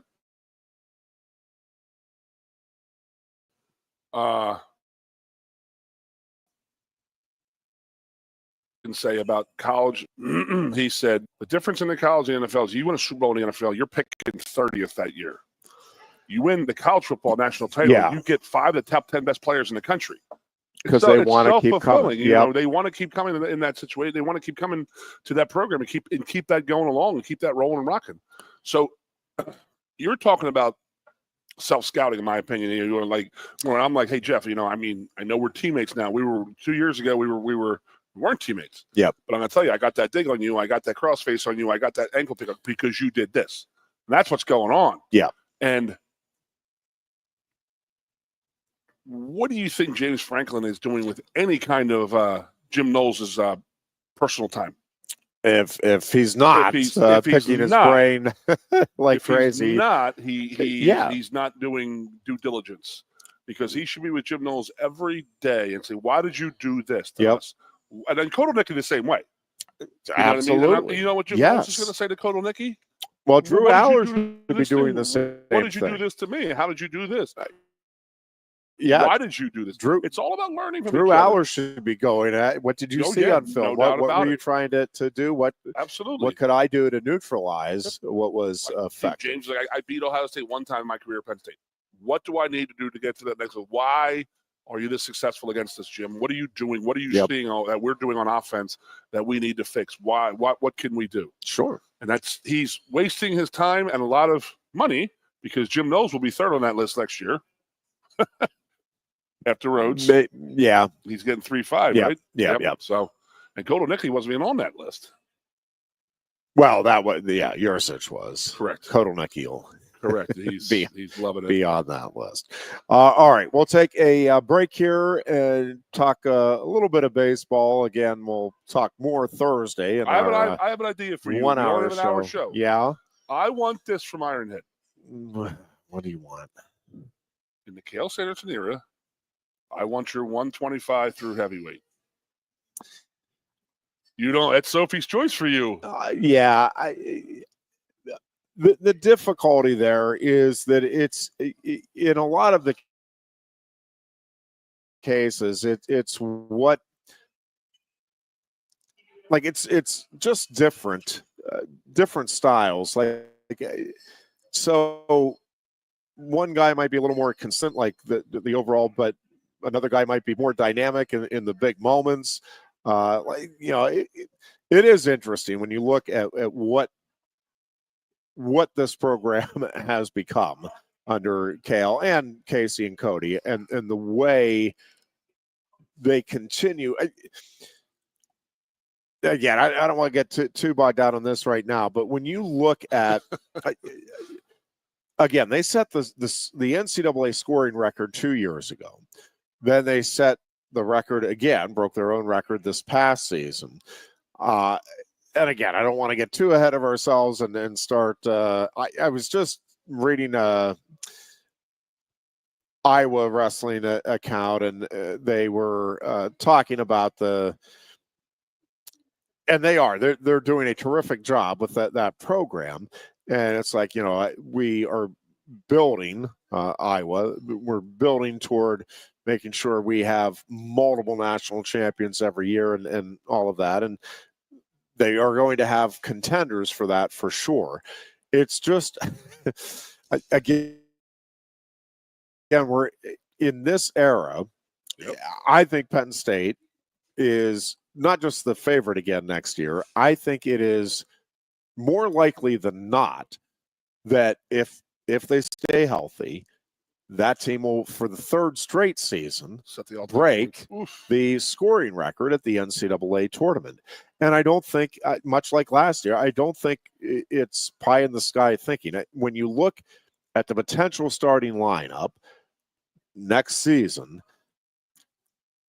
I think you have 9 clear national title contenders and possibly a 10th. And you certainly have 10 high-placing All-American contenders. Now, again, being a contender doesn't assure you anything, but much like this last year's team, and again, you ended up 2 champions. There's a lot of things that can happen, but do I think they have 9 guys that could go out and compete and go win a national title? You know, if you look at their path and their individual wrestling ability, and again, I'm not predicting nine individual champions. I just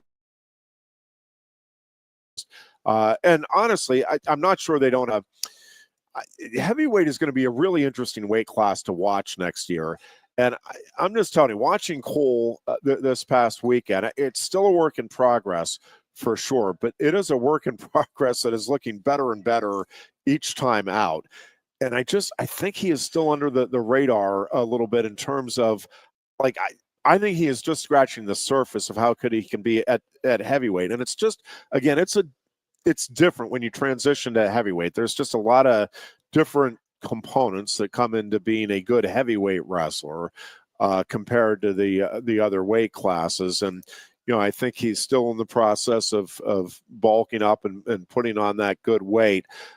But in terms of his wrestling ability and his wrestling IQ, he's going to be right there. And I think by March, that they probably will have 10 contenders for the national title next season. And again, if you get,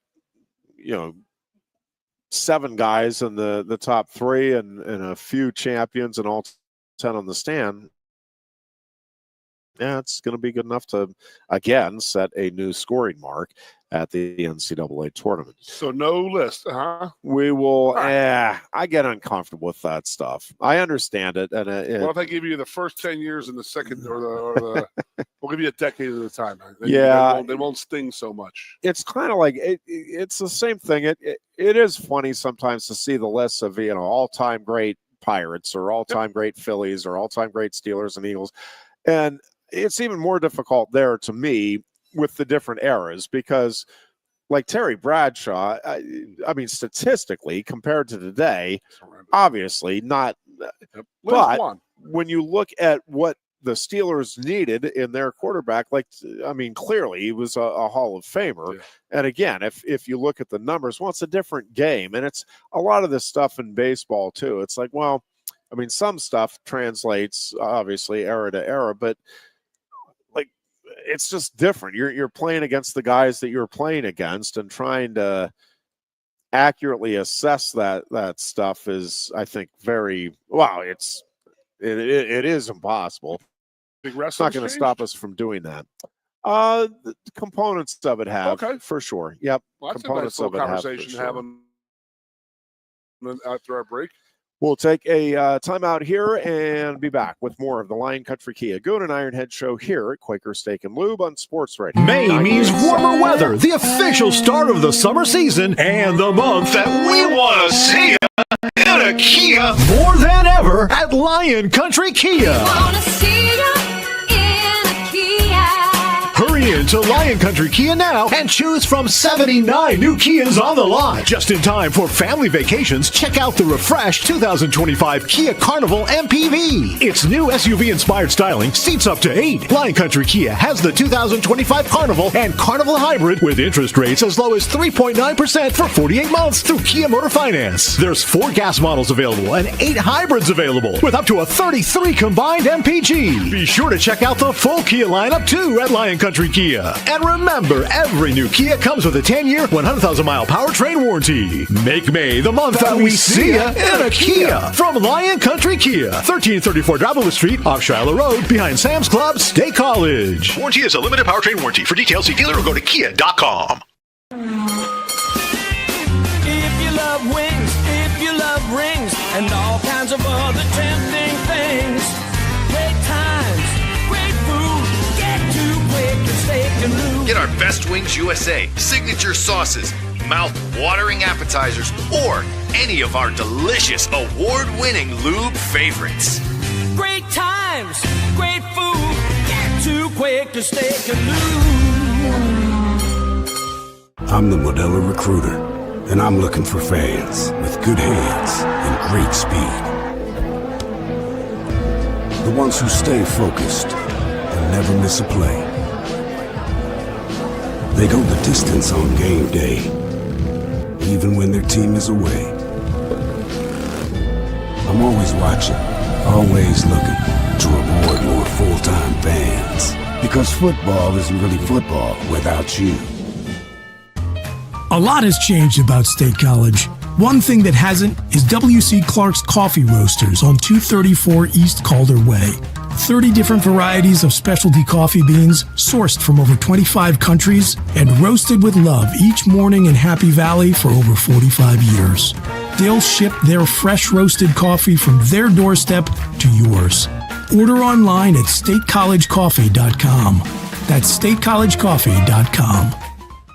Two of the top names in local printing have combined to serve you better. King Printing of State College has merged with theprinters.com, forming one of the 400 largest printers in America. Combining traditional offset printing and digital workflow techniques, theprinters.com can print, assemble, package, and ship to anywhere in the world, all with the same high quality customers have known and trusted for over 50 years. Buy local and save. Get started today at theprinters.com.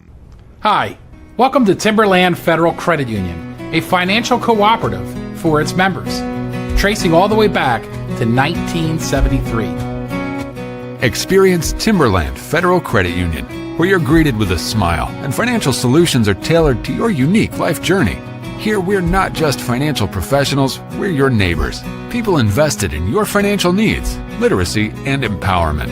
Your dreams matter to us, whether they're about buying a home, growing a nest egg, or embarking on new adventures. TFCU draws from the past and invests in the future, offering modern tools like online banking to give you the freedom to manage your money practically anytime. Additionally, we're passionate about giving back both time and resources because enhancing our community is at the core of why we're here. Visit TFCU in person or online to learn more about our services and apply for a membership today. WFXS, once again, the Fox, your sports radio.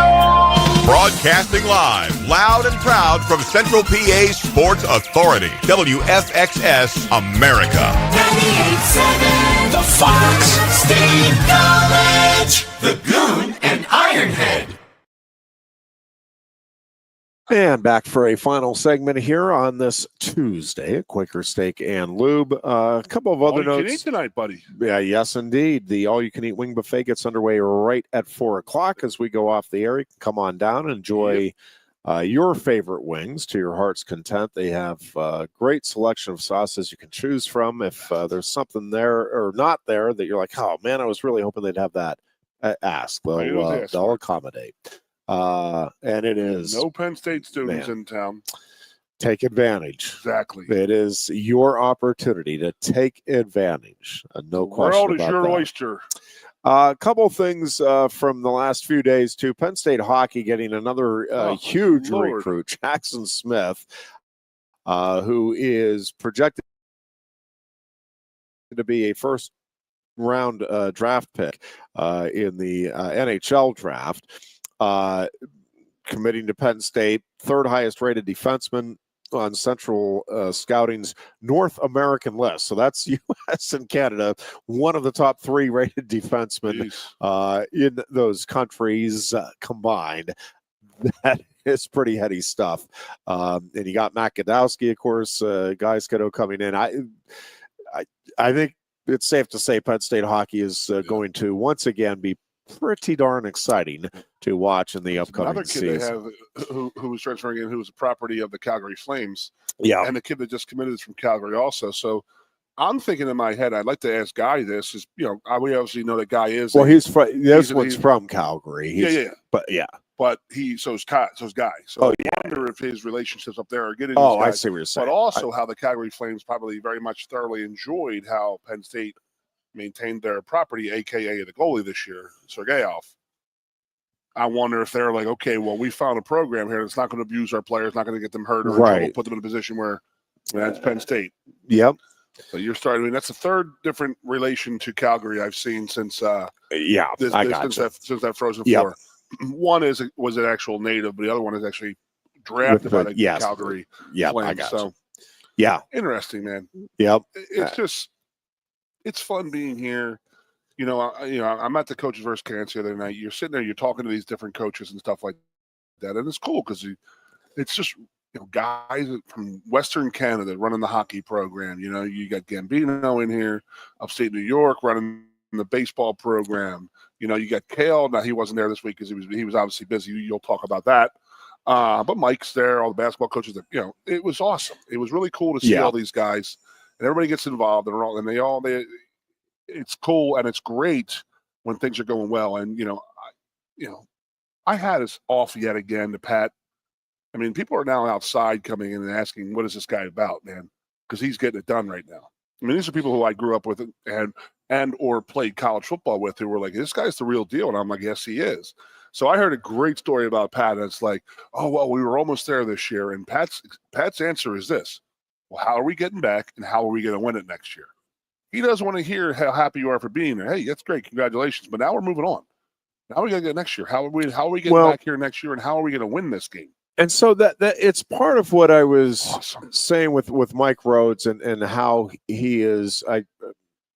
I firmly believe laying the foundation for long-term sustained success within the program. And it's one of the reasons I think, and again, yes, would you like to just voila, start winning titles?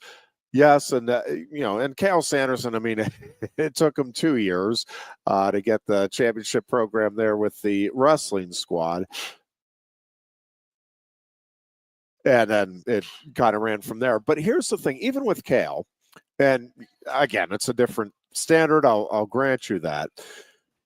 But even with him, it has been an upward trajectory, which is ridiculous when you're winning a national title in your second year, and then 16 years in, you're like, yeah, they're still on the upward trajectory, but they are. I mean, the program clearly is. You're, again, coming off back-to-back seasons where you set scoring records at the national tournament. And again, I think a very good chance anyway that could happen for a third straight season, which is, again, on the surface absurd. But with these other programs, football and hockey, again, it is building the success, sustaining it, and then, yes, now, can you take that final step? And I think that's the hardest thing to do, is take that final step, because there's a lot of things that factor into that and that ultimately have to break your way. Now, part of it is you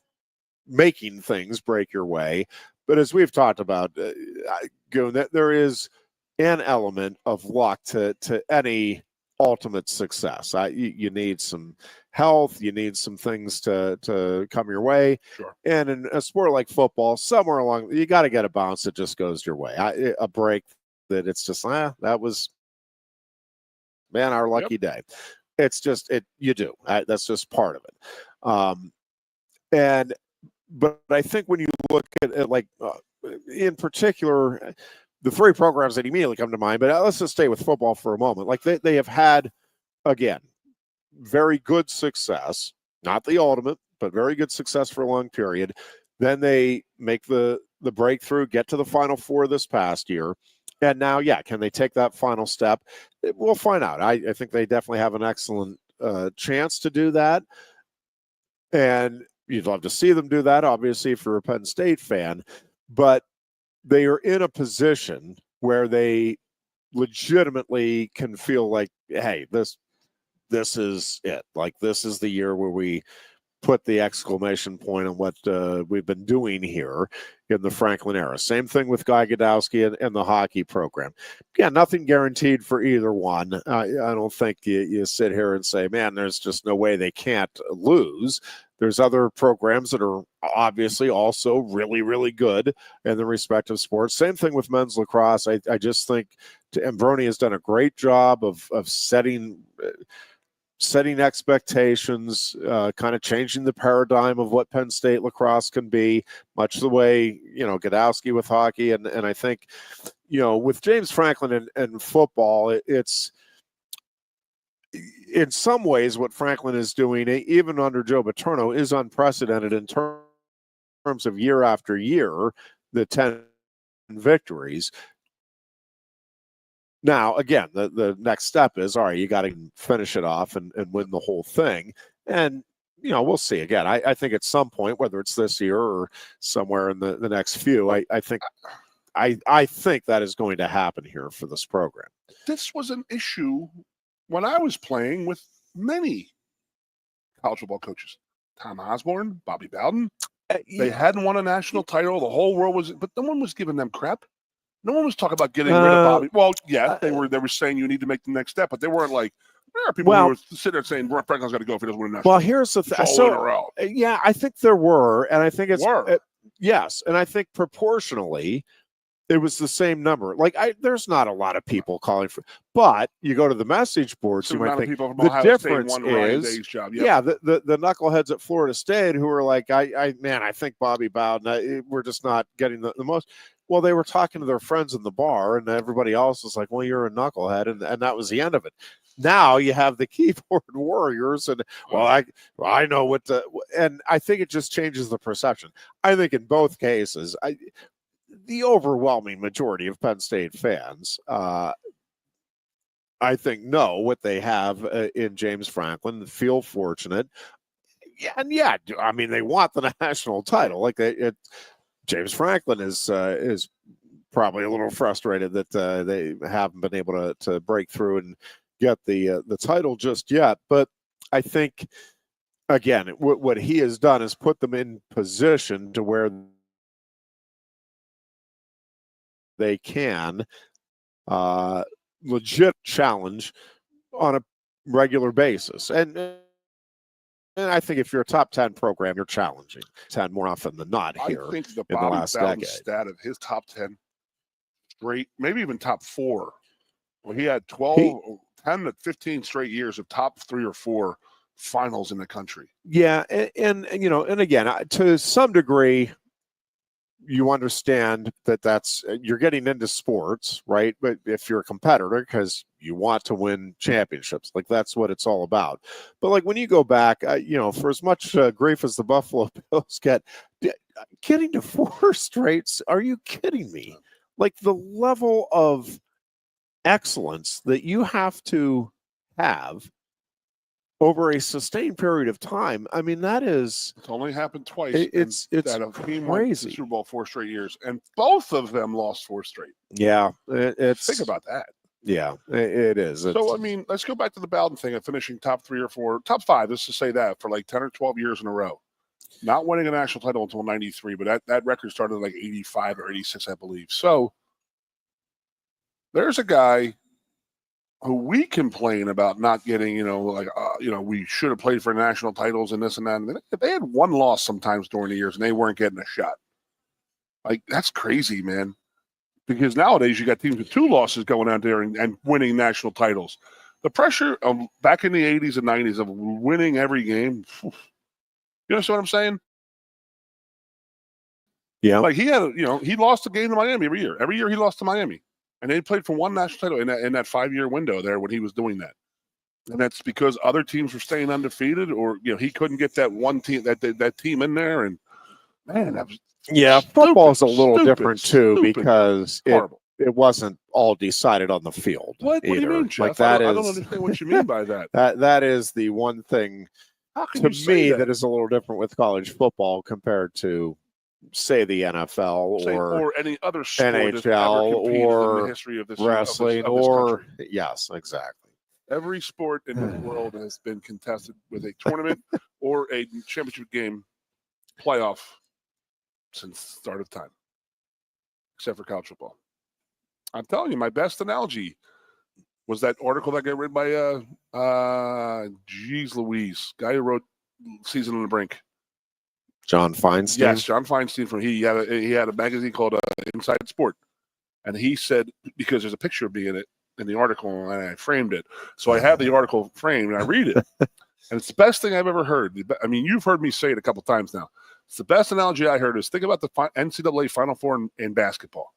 So in that year, UCLA and Arkansas both won their Saturday night games in their Final Four. So they're going to play a game on Monday night, right, for a national title.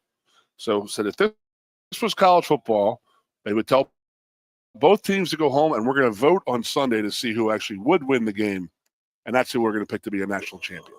And I was like, that is the greatest analogy I've ever heard when it came down to how stupid picking national championship for football was in the 80s and 90s.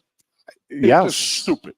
But I love that analogy. Like, oh, well, you won all your games. You won this tournament game. Okay, you're not going to get a chance at the title game. We're not going to have one of those, but we're going to vote to see who would win this game. Yeah, and that hits the nail on the head every time for me. Well, yeah, I hear you. I also, one of the things that I just think is interesting to discuss in sports, and over the years I've heard it discussed on various shows in various ways, but we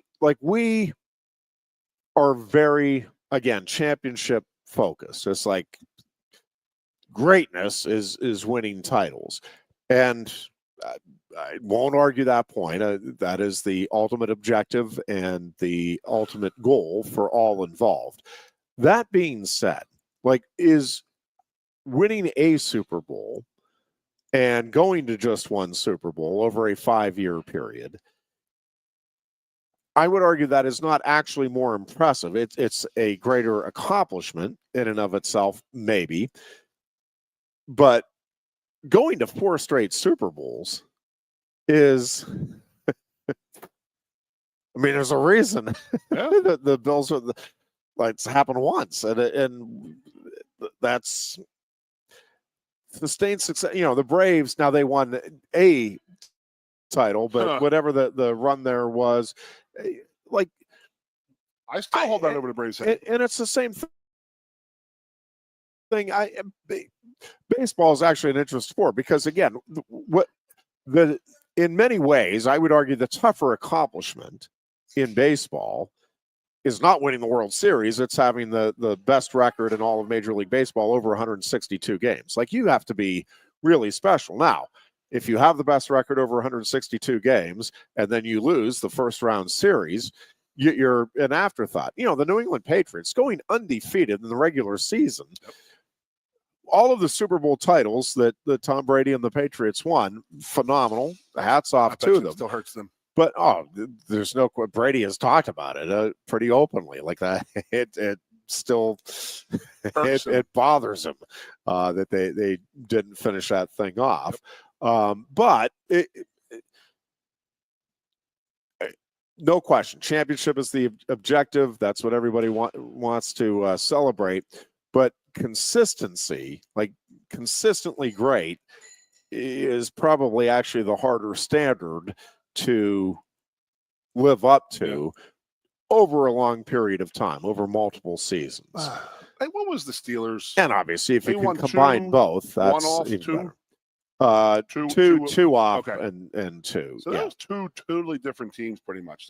Would you say that or no? No, because in those days, I mean, there were certainly some different components to the 78, 79 Super Bowls, but there was a lot of carryover there too. I mean, it was,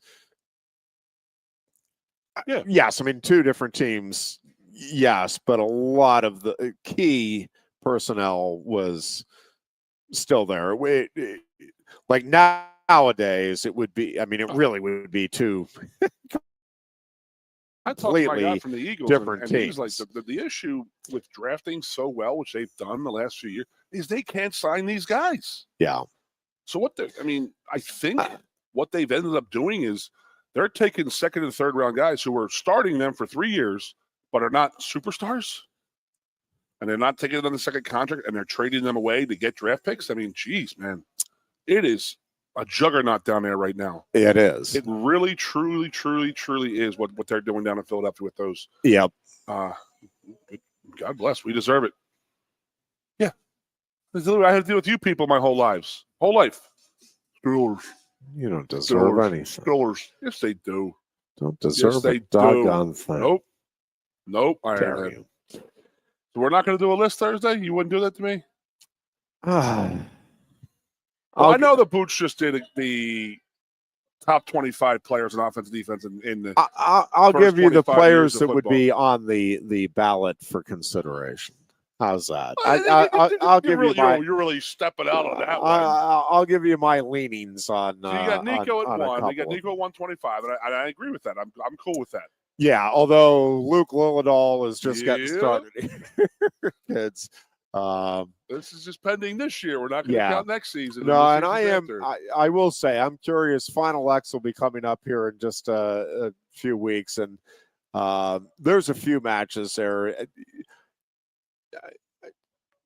I think the consensus thinking is probably right, but the margin of separation between like Yanni Diakomihalis and PJ Duke and Spencer Lee and Luke Lillidahl, I'm curious to see just kind of where those matches finish relative to expectations among many others. Anyways, we will be back on Thursday in a bit of an abbreviated show on from 2 to 3. We will have Bald Eagle area softball in the PIAA AAA state quarterfinals against St. Mary's at 3 o'clock here on Thursday. We will talk to you again on Thursday. Until then, folks, be good.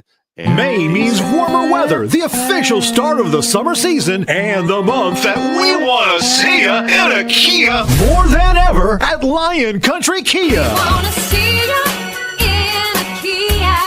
Hurry into Lion Country Kia now and choose from 79 new Kias on the lot. Just in time for family vacations, check out the refreshed 2025 Kia Carnival MPV. Its new SUV-inspired styling, seats up to 8. Lion Country Kia has the 2025 Carnival and Carnival Hybrid with interest rates as low as 3.9% for 48 months through Kia Motor Finance. There's 4 gas models available and 8 hybrids available with up to a 33 combined MPG. Be sure to check out the full Kia lineup too at Lion Country Kia. And remember, every new Kia comes with a 10-year, 100,000-mile powertrain warranty. Make May the month that we see you in a Kia. From Lion Country Kia, 1334 Dravilla Street, off Shiloh Road, behind Sam's Club, State College. Warranty is a limited powertrain warranty. For details, see dealer or go to kia.com.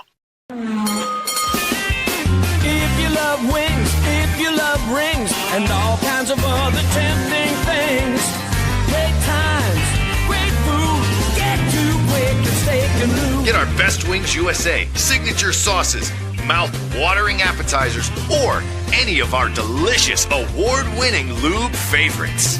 Great times, great food, get to Quaker Steak Lube. I'm the Modelo Recruiter, and I'm looking for fans with good hands and great speed. The ones who stay focused and never miss a play. They go the distance on game day, even when their team is away. I'm always watching, always looking to reward more full-time fans. Because football isn't really football without you. A lot has changed about State College. One thing that hasn't is W.C. Clark's Coffee Roasters on 234 East Calder Way. 30 different varieties of specialty coffee beans sourced from over 25 countries and roasted with love each morning in Happy Valley for over 45 years. They'll ship their fresh roasted coffee from their doorstep to yours. Order online at statecollegecoffee.com. That's statecollegecoffee.com. Two of the top names in local printing have combined to serve you better. King Printing of State College has merged with theprinters.com, forming one of the 400 largest printers in America. Combining traditional offset printing and digital workflow techniques, theprinters.com can print, assemble, package, and ship to anywhere in the world, all with the same high quality customers have known and trusted for over 50 years. Buy local and save. Get started today at theprinters.com.